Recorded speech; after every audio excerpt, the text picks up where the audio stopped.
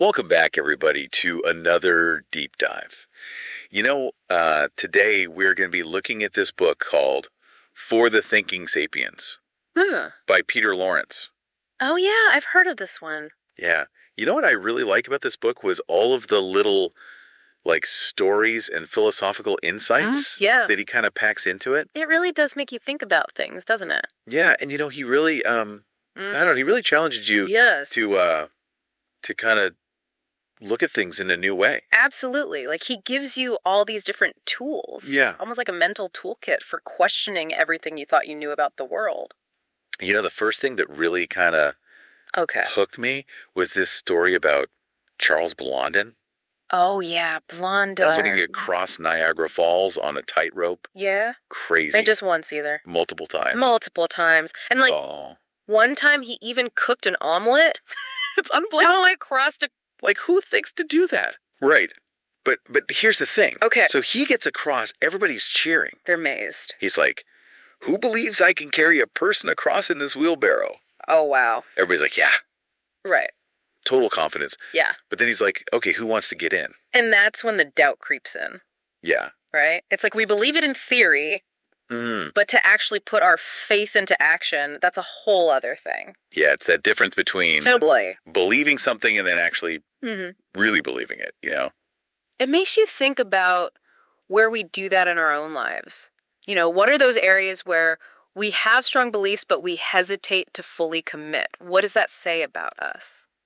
I like that. Right. And that's what this whole book is about. Exactly. Challenging those assumptions. Yeah. Making us think differently. So another thing he does, he takes the sloth, right?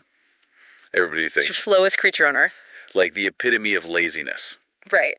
The poster child for laziness. But he actually flips it on its head. He does. He talks about how that slowness, yeah, it's actually crucial to this whole ecosystem that lives in its fur. Like there are moths and algae and all sorts of things. Yeah, it's amazing. It just shows you can't judge a book by its cover, right? What we perceive as negative, like laziness in this case, might actually have a whole lot of value if we just look a little deeper. And that's a theme that he goes into throughout this book. It comes up again and again. So then he talks about delayed gratification. Oh, the marshmallow test. The marshmallow test. Classic. Right. You give a kid a marshmallow. You tell them if they can wait, they get 2. Right. And the kids who could wait ended up having better outcomes later in life. Yeah. Better grades, better jobs, better health even. It's fascinating, isn't it? And it makes you think about how we live in a world of instant gratification. Totally. We want everything now. But what are we sacrificing in the long run for that quick hit of pleasure? Yeah. And he kind of takes aim at work. Oh, yeah, he goes there. He even talks about this Japanese word. Karoshi, right. Death by overwork. Yeah. It's a real thing. And it makes you think about, it does. Are we really fulfilled? Yeah. Are we working towards something meaningful, or are we just caught in this endless cycle of achievement for achievement's sake? Yeah. And, he has this question in the book. Mm-hmm. If a king can sleep without a bed. Okay. Why do we make such a big deal about not having a bed? That's a good one. It gets to the heart of our attachment to material possessions, right? We create all these needs for ourselves, these things we think we can't live without. But what if we could find contentment in simplicity? Yeah, that's a really interesting point. Right. It's like that whole minimalist movement. What can we let go of? What truly matters? Yeah, and then he goes from there. Where does he go from there? Into talking about, doing nothing. Doing nothing. Just being lazy. Well, no, he calls it la dolce far niente. Oh, the sweetness of doing nothing. Yeah. I love that. So it's not about just working lazy. Yeah, it's about recognizing that sometimes not doing anything can be the best thing to do. Interesting. So it's purposeful inaction. Right. Sometimes, waiting, observing. Instead of just jumping in. Resisting that urge to constantly do things. Can actually lead to a better outcome. I like that. Yeah, man. So we've gone from tightrope walkers and sloths to rethinking our whole relationship with work and embracing doing nothing. Where do we go from there? From there, we go to truth. Truth. That's a big one. Yeah. So how does he tackle that? Well, we're going to have to wait till after the break. Okay. Just killing me. Don't worry, we'll be right back. Yeah. I'm hooked, though. I can't wait to hear more. So we're back, and we're talking about truth. Yeah, truth. And this is where things get kind of slippery, you know? So Lawrence, he actually starts this whole section off. Okay. With the blind man and the elephant. Oh, the classic parable. I love that story. Yeah, so you have these blind men, and they each encounter a different part of the elephant, right? One touches the trunk, another the leg, another the tail. And they all think they know what an elephant is, but they're all completely wrong. Yeah, because they're only seeing a tiny piece of the whole picture. Yeah. So how does this relate to truth, then? It's all about perspective, isn't it? Lawrence is saying that we all have our own limited viewpoints, and it's so easy to mistake those for the whole truth. So, like, we can all be kind of blind in a way. Exactly. We cling to our partial truths, and we miss the bigger picture. And I feel like this is especially true. Oh, absolutely. Now, like with social media and everything. Yeah, it's like we're all living in our own echo chambers. We only see what we want to see, and we only hear what we want to hear. Yeah, and he has this other example in the book. It's kind of dark. But lay it on me. It's like this town where there's like a really high mortality rate. Oh, no. What's going on in this town? So there's asbestos contamination. Asbestos? Yeah. But the residents. They know. They know, but they're not doing anything about it. Why not? If it's killing people. Because it's like their livelihood. So they're choosing to ignore the truth because it's inconvenient. That's scary. Yeah. It's like. I mean, we see this all the time, don't we? People reject information that challenges their way of life. Well, it makes you think about, like, what is truth? Yeah. You know? Right. How do we even know what's true anymore? And he really kind of gets into the idea that, like, critical thinking is important. Absolutely. Asking the right questions. Not just accepting things at face value. Yeah, and he even talks about experts. Oh, so even the experts can be wrong.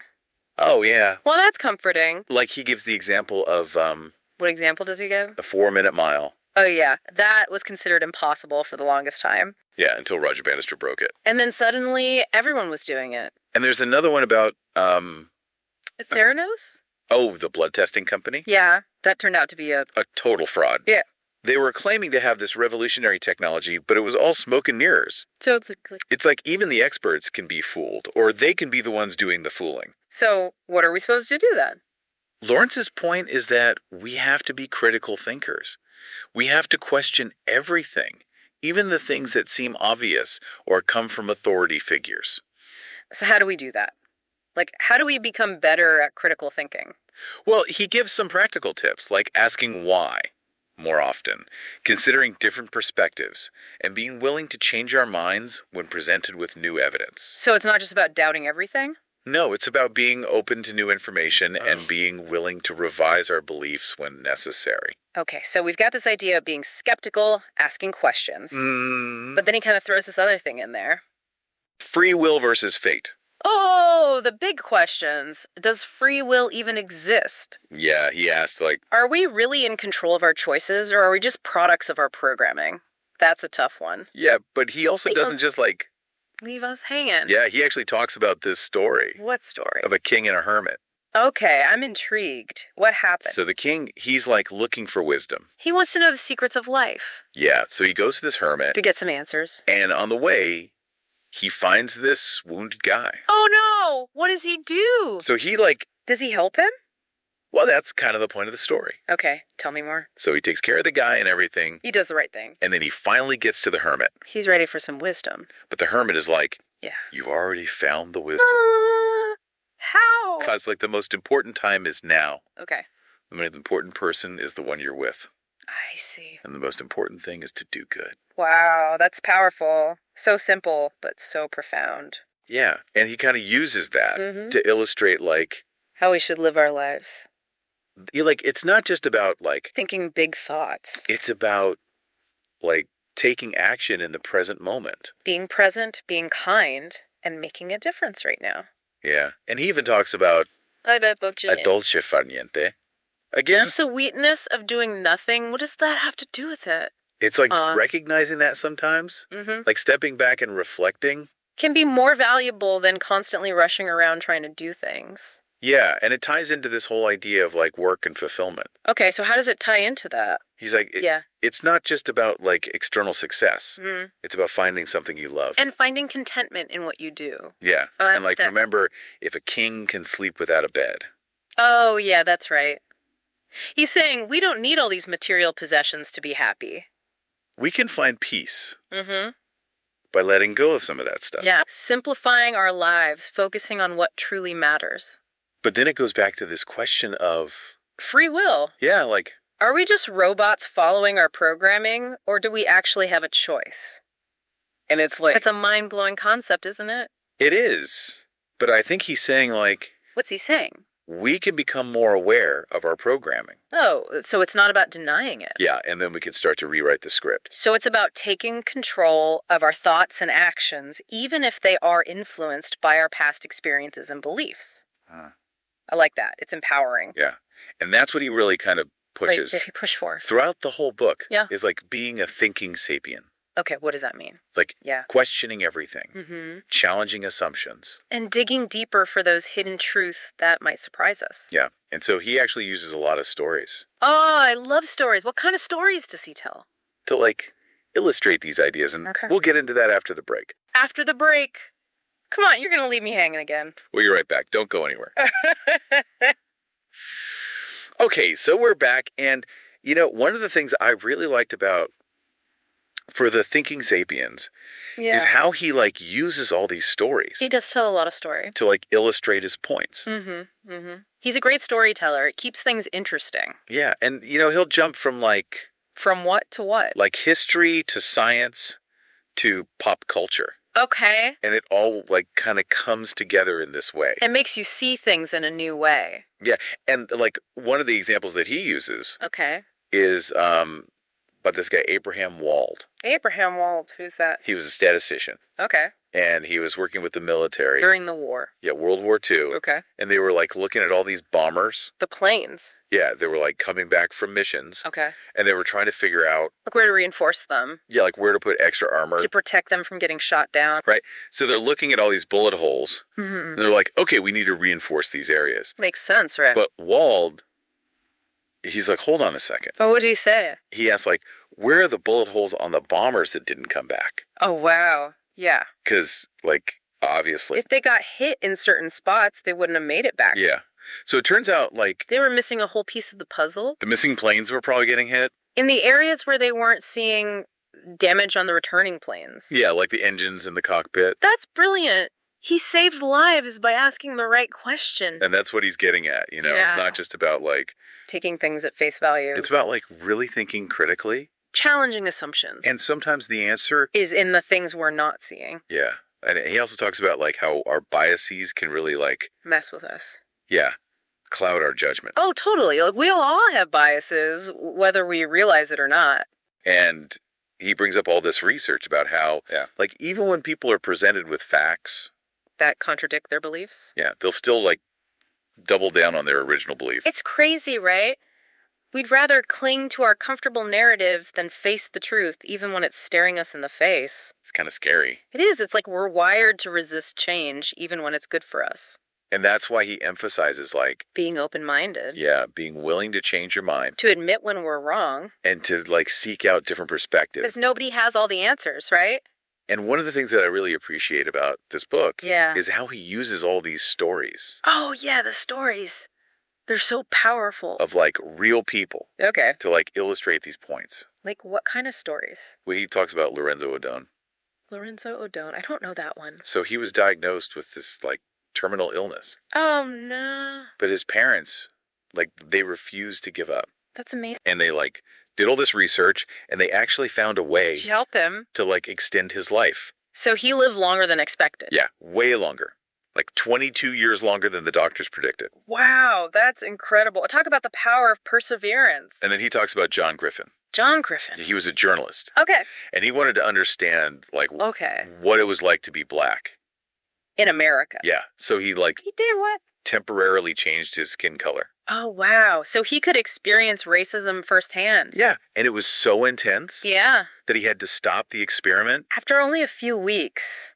That's heavy. It's like, you know, It shows you how deep-rooted these problems are. and he also talks about the Milgram experiment. The Milgram experiment. Refresh my memory on that one. So it was this, like, psychological experiment Okay. where they had these people, Okay. and they were told to, like, administer electric shocks. To another person. Yeah, but the shocks weren't real. Oh, so it was like a test. But the people thought they were real. So what happened? Did they do it? A lot of them did. Even though they thought they were hurting someone. Yeah, because this guy in a lab coat was telling them to. Oh, that's disturbing. It shows you how easily we can be influenced by authority figures. Yeah, and so Lawrence uses this to To make a point about what? to talk about obedience and the importance of standing up for what you believe in. Even when it's hard. Yeah, even when everyone else is going along with something that's wrong. It's like having the courage to say no, to do the right thing, even when it's unpopular. And he calls this fortitude. Fortitude. Yeah, moral courage. I like that. And he gives all these examples Like what? of people who showed fortitude. Okay. Like Colonel Stanislav Petrov. I've never heard of him. So he was What did he do? a Soviet military officer Okay. during the Cold War. Okay. And he basically prevented a nuclear war. What? How did he do that? So there was this false alarm Oh, wow. that yeah. the US had launched missiles. And he knew it was false. Yeah, he was like, this doesn't feel right.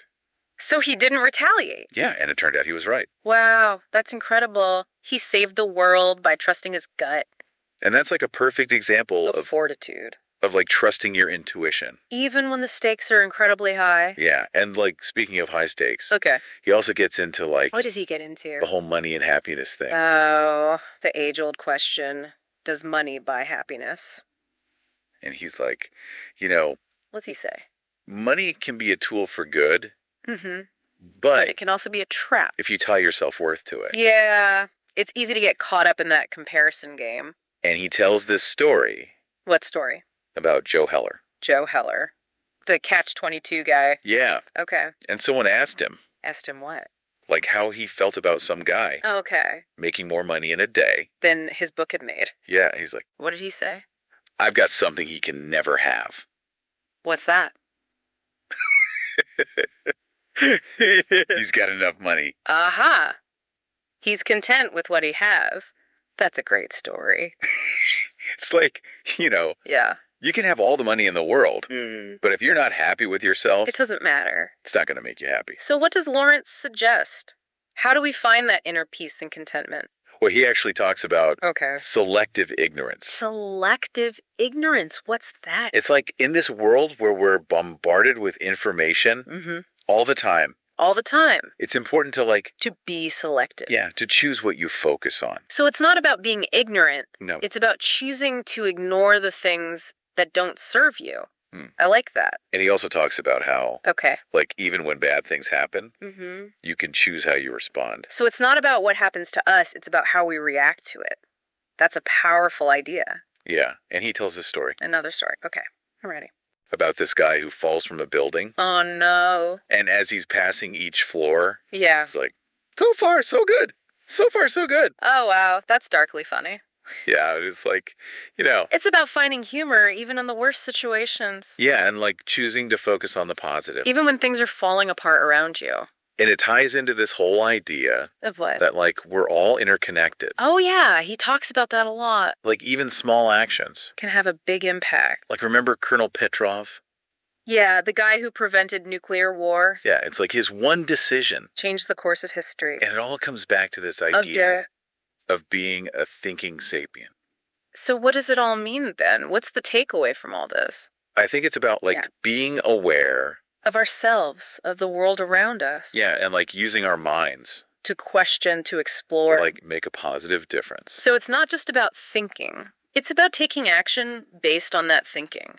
It's about living with intention and purpose. Yeah, and I think that's what's so great about this book. Yeah, It really makes you think. it does. It gives you all these tools to kind of navigate life. To be better humans, I guess. And to Yeah. question everything. And to find those hidden truths that are all around us. So if you're looking for a book Yeah. that will challenge you And make you think. and inspire you, And maybe even change the way you see the world. For the Thinking Sapiens is definitely worth checking out. I agree. It's a book that will stay with you long after you finish reading it. So yeah, that wraps up our deep dive Into For the Thinking Sapiens. by Peter Lawrence.